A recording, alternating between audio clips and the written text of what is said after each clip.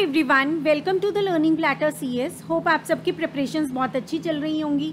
कई दिन से शेड्यूल बिजी था तो इस वजह से मैं ऑनलाइन नहीं आ पाई और आप लोगों के लिए वीडियोस पोस्ट नहीं कर पाई, ठीक है। लेकिन अभी थोड़ा सा फ्री है और जो भी लोग एचपीएससी लेक्चरर का एग्ज़ाम टारगेट करें उनके लिए सिर्फ आज और कल का दिन रह गया है, ठीक है। अब देखिए, होपफुली आप अब तक क्या है थ्योरेटिकल पार्ट सारा कवर कर चुके होंगे, ठीक है। और आज और कल आपने सिर्फ क्या करना है, एमसीक्यूज़ करने हैं, ठीक है। एमसीक्यूज़ की प्रैक्टिस करिए जितना आप कर सकते हैं। तो आज और कल मैं भी आपके लिए क्या करूँगी, सिर्फ और सिर्फ एमसीक्यूज़ की वीडियोस अपलोड करूँगी, ठीक है। कोशिश करूँगी कि 9 के 9 सब्जेक्ट्स के ऊपर बेस्ड एमसीक्यूज़ मैं आपके लिए अपलोड करूँ, ठीक है। तो चलिए सबसे पहले स्टार्ट करते हैं एल्गोरिदम्स के एमसीक्यूज़ से। तो अगर आपने चैनल को अभी तक सब्सक्राइब नहीं की है तो कर लीजिए ताकि आने वाले वीडियोज़ के नोटिफिकेशंस आपको साथ के साथ मिल जाएँ। चलिए स्टार्ट करते हैं। तो देखिए फर्स्ट क्वेश्चन है, Dijkstra's algorithm is used to solve dash problems, network lock, single source shortest path, all pair shortest path या sorting. And the correct answer for this question is single source shortest path. Next question is the Bellman Ford algorithm returns dash value, string, Boolean, double, integer. And Bellman Ford algorithm जो होता है वो क्या return करता है value, किस तरह की रिटर्न करता है, बूलियन टाइप की वैल्यू रिटर्न करता है। Next question is which of the following is used for solving the N queen problem, ठीक है। एन क्वीन प्रॉब्लम सॉल्व करने के लिए कौन सी एल्गोरिदम टेक्निक यूज की जाती है, greedy algorithm, dynamic programming, backtracking या sorting. And the correct answer for this question is back tracking, ठीक है। एन क्वीन प्रॉब्लम के लिए क्या यूज किया जाता है, बैक ट्रैकिंग टेक्निक यूज की जाती है। Which of the following statements is true about AVL trees? कौन कौन सी statement true है AVL trees के लिए? The difference between the heights of left and right nodes cannot be more than 1. Yes, it is true. The height of an AVL tree always remains of the order of log n. AVL trees are a type of self-balancing binary search trees. ठीक है, तो ये self balancing होते हैं, ठीक है। जब भी हाइट जो है दोनों की लेफ्ट और राइट नोड्स की हाइट में डिफरेंस हो जाता है ग्रेटर देन 1, तो ये अपने आप को क्या करते हैं, सेल्फ बैलेंस कर लेते हैं, ठीक है। तो इसके कंसर्न में, एवीएल ट्रीज के कंसर्न में ये तीनों ही स्टेटमेंट्स क्या हैं, ट्रू हैं। तो हमारा करेक्ट आंसर क्या हो जाएगा, all of the above. Next question is representation of data structure in memory is known as storage structure, file structure, recursive या abstract data type. And the correct answer is abstract data type. The main measures of the efficiency of an algorithm are time and space complexity, data and space, processor and memory complexity and capacity. And the correct answer for this question is time and space complexity. Which of the following sorting algorithms provide the best time complexity in the worst case scenario?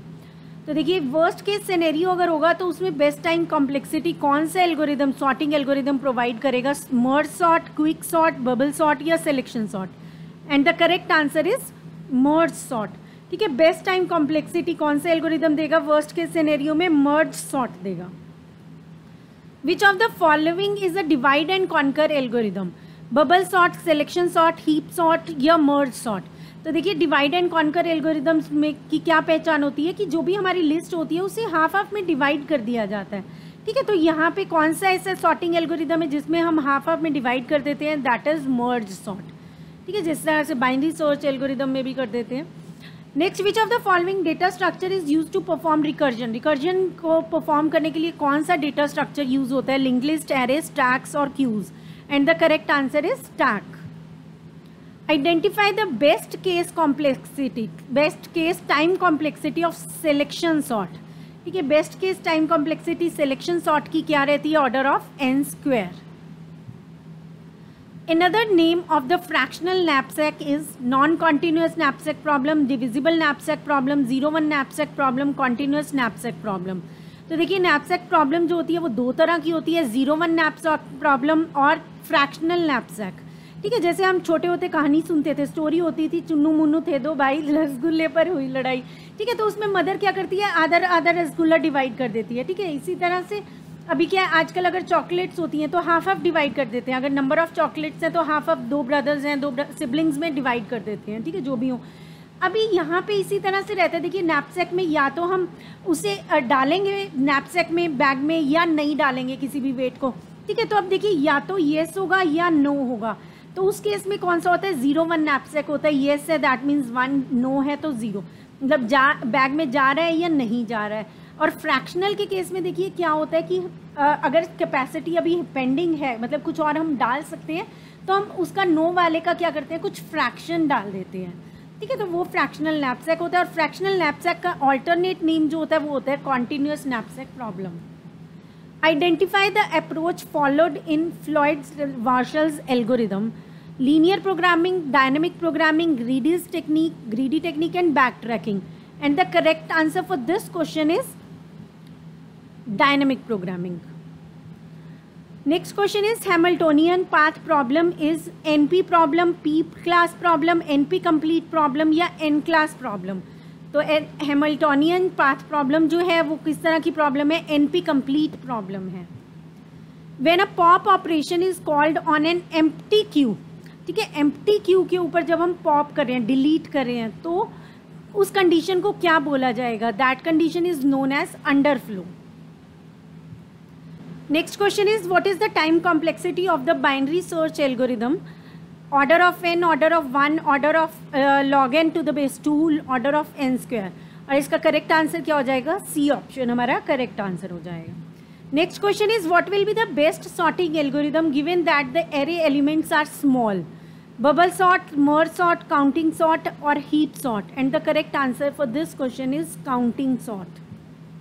Next question is the worst case time complexity of quick sort is?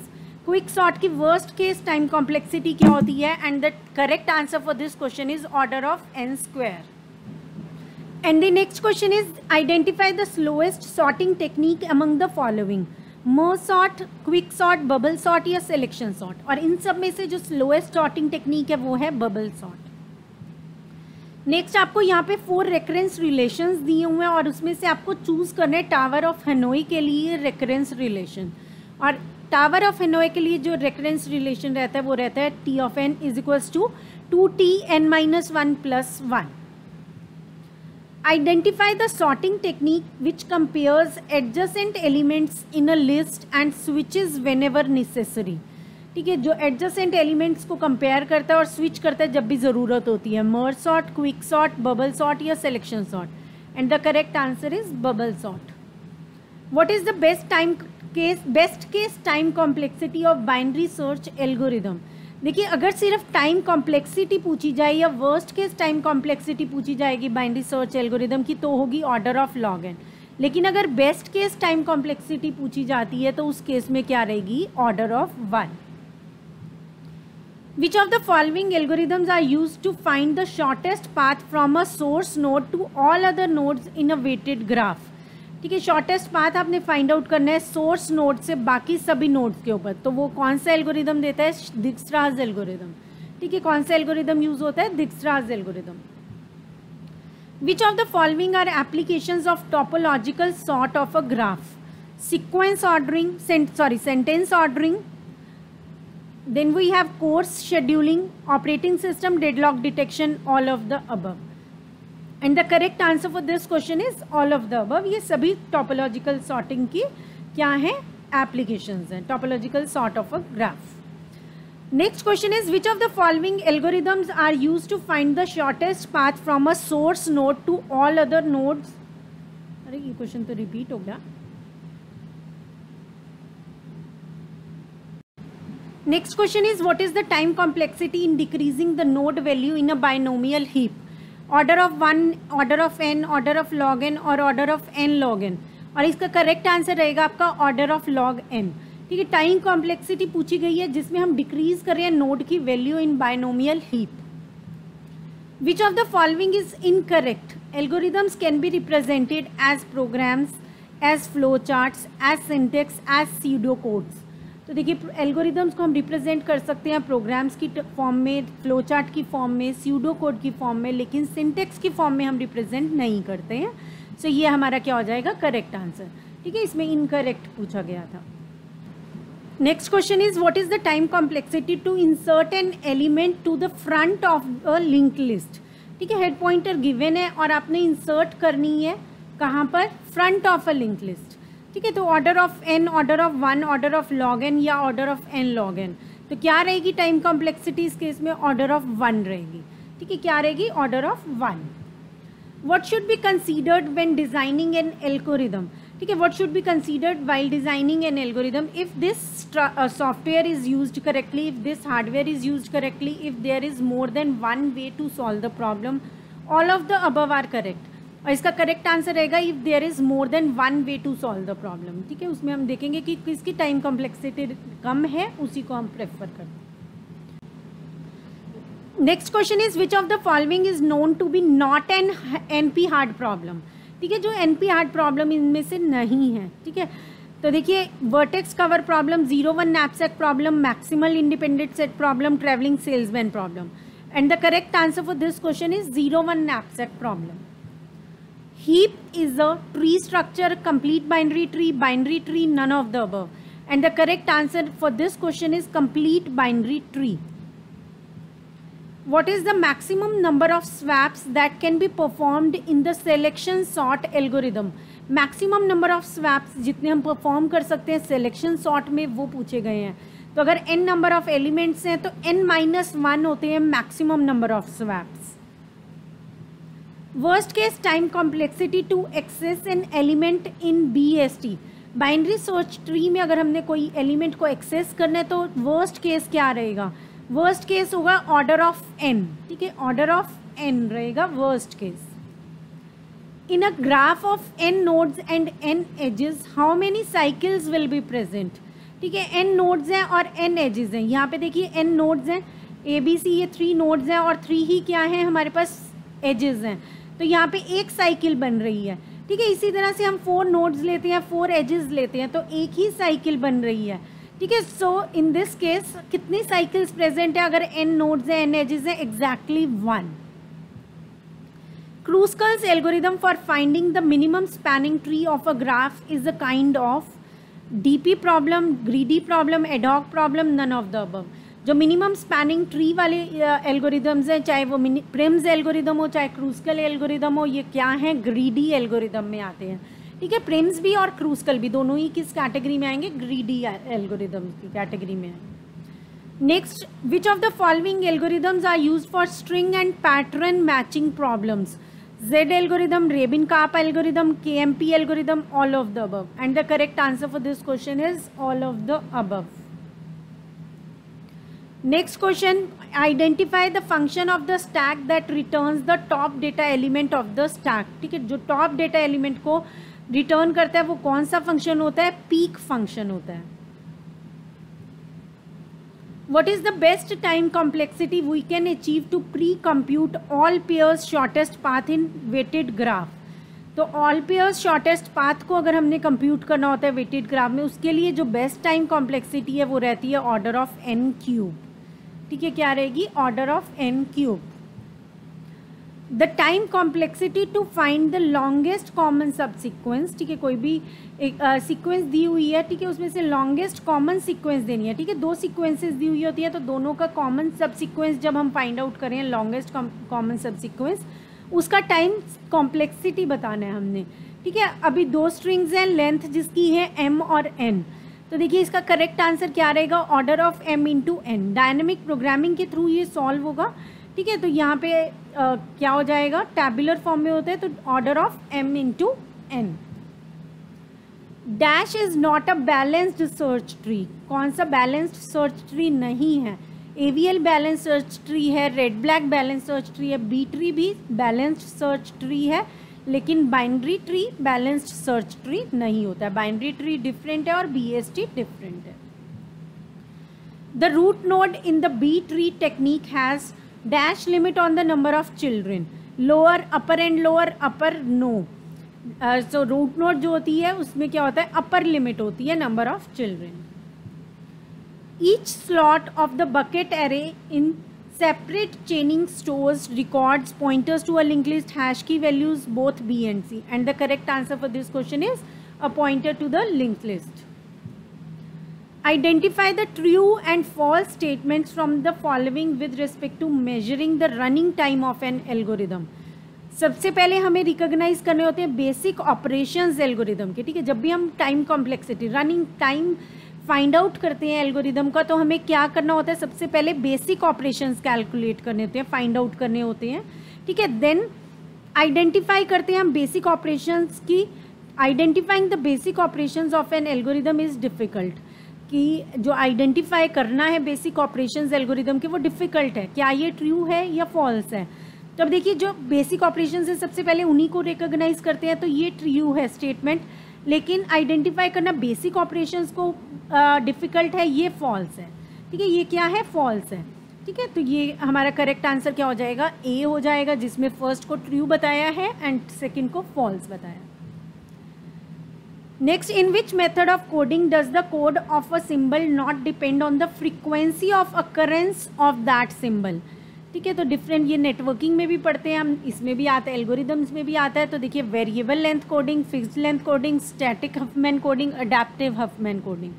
तो यहाँ पे देखिए जिसमें उसके ऊपर depend करेगा तो वो तो वेरिएबल लेंथ कोडिंग हो जाएगी, लेकिन जिसमें फ्रीक्वेंसी जो अकरेंस है सिंबल की उसके ऊपर डिपेंड नहीं करता है, वो क्या हो जाती है, फिक्स्ड लेंथ कोडिंग हो जाती है। In a knapsack problem, if a set of items are given each with a weight and value, the goal is to find the number of items that dash the total weight and dash the total value, and the correct answer for this is C option, maximize करता है जो total weight की। हमें हमारा target क्या होता है कि हम नैपसैक में मैक्सिमम वेट इंसर्ट कर पाएँ, उसमें डाल पाएँ, और जो टोटल वैल्यू है वो क्या हो, minimum. Next question is which of the following properties are necessary for an algorithm, कौन सी इनमें से ज़रूरी हैं। देखिए definiteness, correctness, effectiveness, A and C. अब ए एंड सी क्या कहता है, डेफिनेट एंड इफेक्टिवनेस, ठीक है। डेफिनेटनेस एंड इफेक्टिवनेस ज़रूरी हैं, ठीक है। करेक्टनेस को हम छोड़ भी सकते हैं एक बार को, ठीक है। इसका करेक्ट आंसर क्या हो जाएगा, 4, that means A and C ज़रूरी हैं, definiteness and effectiveness. Two main measures for the efficiency of an algorithm are time and space. For the following program gives bigger analysis of the running time in terms of n। अब देखिए यहाँ पे कितने loops नज़र आ रहे हैं आपको, simple ही loop हैं, ठीक है। 3 लूप्स नज़र आ रहे हैं, ठीक है। मैटर करता है, ये भी मैटर करता है कि उनमें हम कर क्या रहे हैं, ठीक है। ऐसा नहीं है कि 3 लूप्स हैं तो आप डायरेक्टली लिख देंगे, लेकिन अगर 3 सिंपल लूप्स हैं तो क्या हो जाएगी, कॉम्प्लेक्सिटी ऑर्डर ऑफ n³ हो जाएगी। The general criteria of algorithm, algorithm must terminates after a finite number of steps। तो यहाँ पे देखिए इसे क्या बोला जाता है, इस प्रॉपर्टी को क्या बोलते हैं, आउटपुट, फाइनाइटनेस, इफेक्टिवनेस या इनपुट। तो अगर टर्मिनेट होना चाहिए कुछ स्टेप्स के बाद तो वो क्या हो जाएगा, फाइनाइटनेस, ठीक है। Which algorithm is used in solving the matrix chain multiplication problem, कौन सा एल्गोरिदम हम यूज़ करते हैं मैट्रिक्स चेन मल्टीप्लिकेशन प्रॉब्लम को सॉल्व करने के लिए, greedy, dynamic programming, divide and conquer, या none of these। and the correct answer for this question is none of these। recursive algorithms are based on divide and conquer technique, top down approach, bottom up approach, none of the above, and the correct answer is bottom up approach। examples of order of one algorithms, जिनमें सिर्फ order of one time लगता है, linear time लगता है, कौन कौन से, multiply 2 numbers, assigning some value to a variable, displaying some integer on console, all of the above। and the correct answer for this question is all of the above। multiply करने में, assign करने में value variable को, और display कराने में integers को, सब में order of 1 का running time लगेगा। the space factor when determining the efficiency of algorithm is measured by space factor, ठीक है। space factor को जब हम consider करते हैं तो उसे कैसे determine कर रहे हैं, ठीक है। Counting the maximum memory needed by the algorithm, counting the minimum memory needed by the algorithm, counting the average memory needed by the algorithm, counting the maximum disc space needed by the algorithm. And the correct answer is counting the minimum memory needed by the algorithm, ठीक है। उसमें maximum नहीं देखते हैं, ठीक है, minimum memory जितनी required है एल्गोरिदम को वो चेक की जाती है। Which of the following case does not exist in complexity theory, best case, worst case, average case, null case. Null case exist नहीं करता है। The time factor when determining the efficiency of algorithm is measured by counting microseconds, counting the number of key operations, counting the number of statements, counting the kilobytes of operations. तो जैसा कि हमने पहले भी discuss किया था कि basic operations को हम काउंट करते हैं, ठीक है। तो यहाँ पे भी देखिए वही काम हो रहा है कि बेसिक ऑपरेशंस को, की ऑपरेशंस जो होते हैं उन्हें काउंट किया जाता है, क्या करने के लिए, टाइम फैक्टर, ठीक है ना, उसे चेक करने के लिए। Next is express the formula n-1 multiplied by n-5 in terms of big OH notation. अब देखिए दो चीज़ें हैं यहाँ पे हम परफॉर्म कर रहे हैं, ठीक है। n-1 कैलकुलेट हो रहा है, n-5, ये दो चीज़ें इन्हें मल्टीप्लाई कर रहे हैं, ठीक है। तो यहाँ पे आपका क्या हो जाएगा, order of n square. The concept of order big O is important because it can be used to decide the best algorithm that solves a given problem. It determines the maximum size of a problem that can be solved in given amount of time. It is lower bound of the growth rate of algorithm both 1 and 2. And the correct answer is 1. ठीक है, इसका correct answer first है क्योंकि ये decide करता है कि best algorithm कौन सा होगा जो भी पर्टिकुलर प्रॉब्लम को हम सॉल्व करना चाह रहे हैं। Next question is the time complexity of binary search is. Time complexity binary search के लिए देखिए क्या रहती है, ऑर्डर ऑफ लॉग n रहती है। Worst case time complexity quick sort के लिए क्या होती है, ऑर्डर ऑफ n स्क्वायर होती है। Find the location of the element with the given value is, finding the location of the element given value, ठीक है। तो ये क्या हो जाएगा आपका, सर्च कर रहे हैं हम। Merge sort uses divide and conquer strategy, greedy या डायनेमिक प्रोग्रामिंग। तो इसमें क्या होती है, डिवाइड एंड कॉन्कर स्ट्रैटेजी होती है। Which of the following is useful in implementing quick sort. तो देखिए कौन सा यूज़ करते हैं हम, स्टैक यूज़ करते हैं कि इम्प्लीमेंट करने के लिए क्विक सॉर्ट।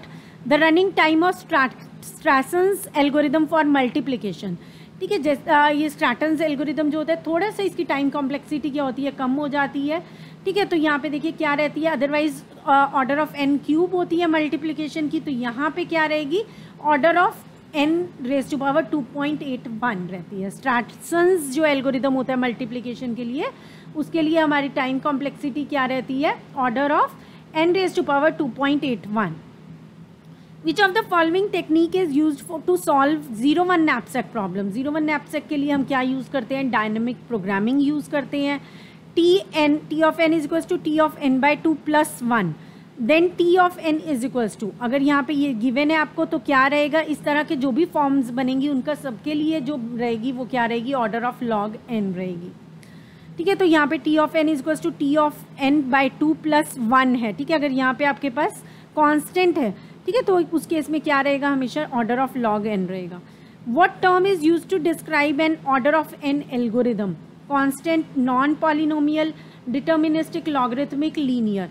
तो देखिए ऑर्डर ऑफ n के लिए क्या रहेगा, लीनियर रहेगा। ऑर्डर ऑफ 1 के लिए कांस्टेंट होता है, ठीक है। ऑर्डर ऑफ 1 के लिए क्या होता है, कांस्टेंट होता है। अगर लॉग यूज हो रहा है तो लॉगरिथमिक हो जाएगा।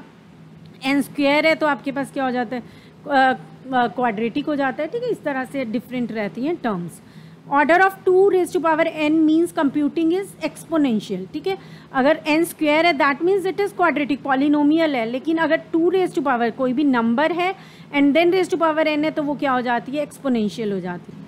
Next question is which of the following method will be chosen when सब प्रॉब्लम्स शेयर सब प्रॉब्लम्स, ठीक है। जब ये क्वेश्चन थोड़ा सा स्टेटमेंट गलत है, लेकिन इसमें क्या कहना चाह रहा है कि जब भी प्रॉब्लम्स जो होती हैं शेयर करती हैं सब प्रॉब्लम्स, तो कौन सा मेथड चूज़ किया जाता है, dynamic programming, divide and conquer, greedy method या ब्रांच एंड बाउंड। और इसका करेक्ट आंसर क्या होगा, dynamic programming.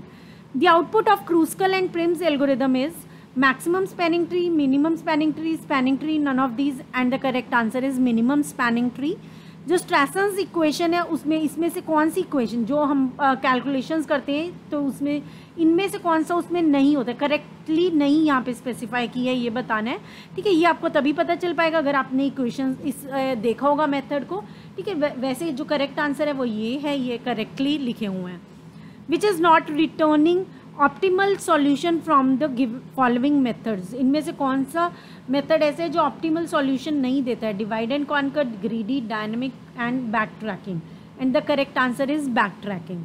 The method which returns different solution from a single point, branch and bound, greedy, dynamic programming या back tracking. And the correct answer is greedy algorithm, ठीक है। ये क्या होता है कि कई बार कि अगर यहाँ पे 4 है, यहाँ पे 5 है, ठीक है। अगर मिनिमम वाले को चूज़ करना है, ठीक है, तो ये क्या करता है, यहाँ पे सबसे पहले 4 को चूज़ कर लेगा, ठीक है। लेकिन अगर हम देखें तो यहाँ अल्टीमेटली हमें जो रिजल्ट सही मिल रहा है वो यहाँ मिल रहा है, ठीक है। तो यहाँ इसका यही मतलब है कि the method which return different solutions from a single point, ठीक है, एक ही पॉइंट से अलग अलग सॉल्यूशंस दे, वो कौन सा मेथड है, greedy algorithm. Next question is Prim's algorithm is based on dash method, divide and conquer, dynamic, greedy, branch and bound, and the correct answer is greedy method. Prim's और क्रूस्कल जो हैं वो क्या हैं, ग्रीडी मेथड में आते हैं।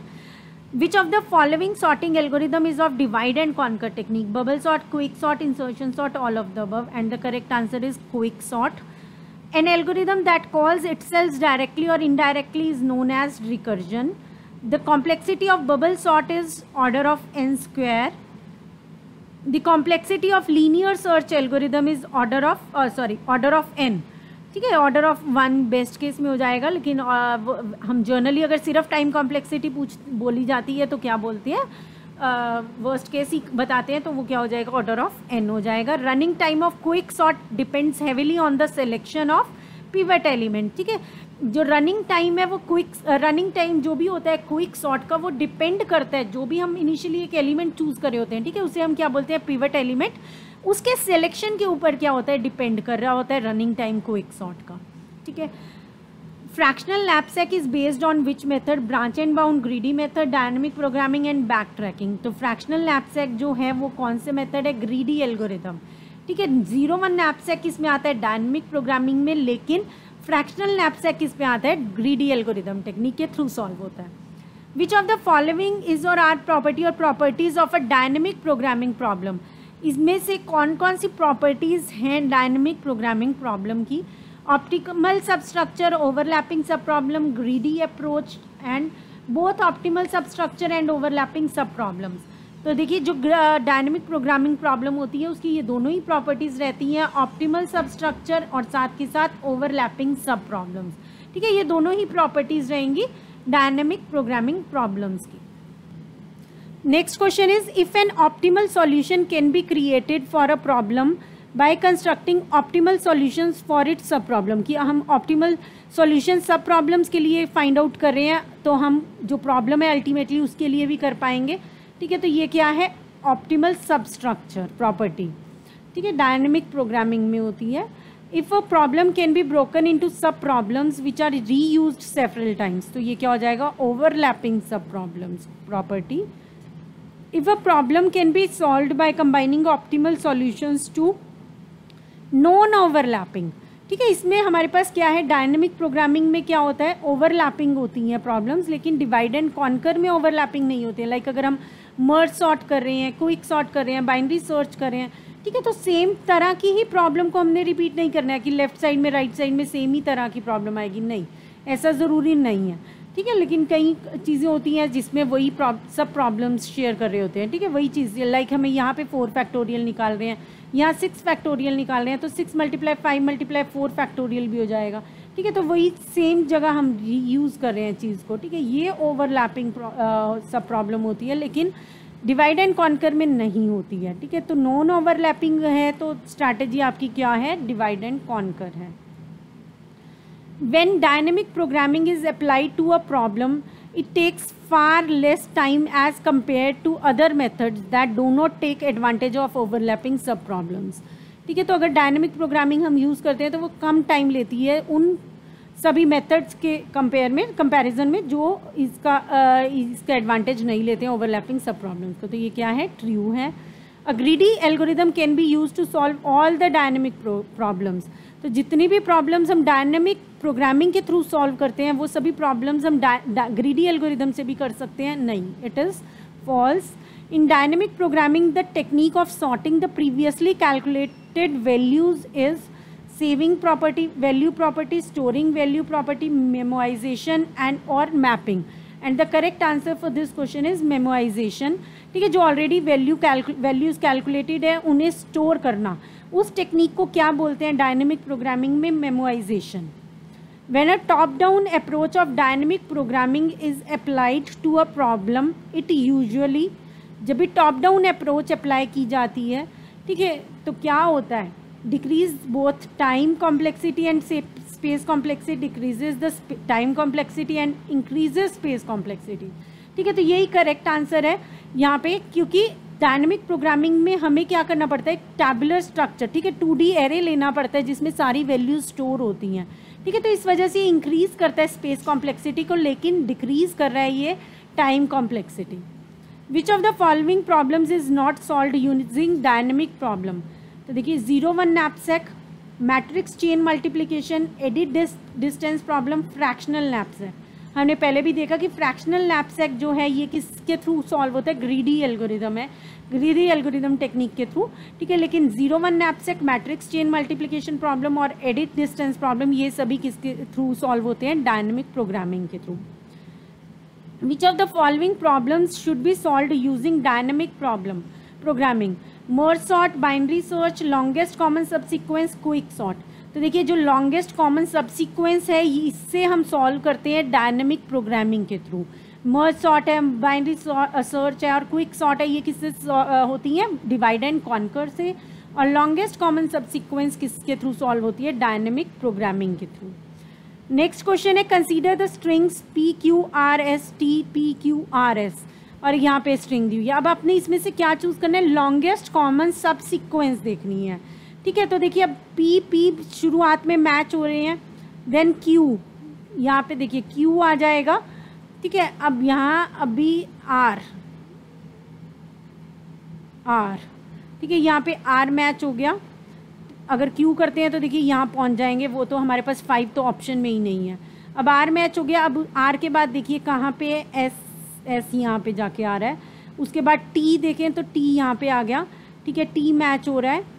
उसके बाद अगर हम देखते हैं P भी मैच हो रहा है, देन Q भी आ रहा है, और उसके बाद R भी आ रहा है, और साथ में S भी आ रहा है, ठीक है, तो ये आपकी लॉन्गेस्ट कॉमन सबसीक्वेंस बन जाएगी, और इसकी लेंथ क्या है, 7 है, तो ये आपका करेक्ट आंसर हो जाएगा 7, ठीक है, इसमें क्या करेक्ट आंसर हो जाएगा, 7 करेक्ट आंसर हो जाएगा, ठीक है। वैसे ही हम डायनेमिक प्रोग्रामिंग के थ्रू सॉल्व करते हैं तो हमारे पास सारी कॉमन सबसीक्वेंसेस आ जाती हैं, फिर उसमें से हम देख लेते हैं कौन सी लॉन्गेस्ट है, ठीक है, वो आप यहाँ पे थोड़ा सा कॉमन उससे देख सकते हैं, कॉमन करके देख सकते हैं कि ठीक है कौन सी मैक्सिमम बन रही है, वो आपको खुद रिकॉग्नाइज करनी पड़ेगी, लॉन्गेस्ट बन रही है।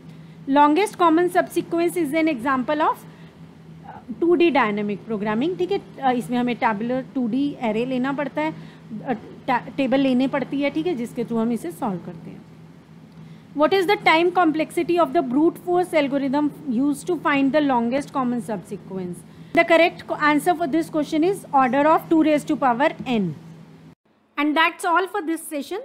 Hope you liked the session. अगर अच्छा लगा हो तो लाइक और शेयर ज़रूर करिए और सब्सक्राइब कर लीजिए अगर आपने अभी तक सब्सक्राइब नहीं किया चैनल को। Thanks for watching and stay connected.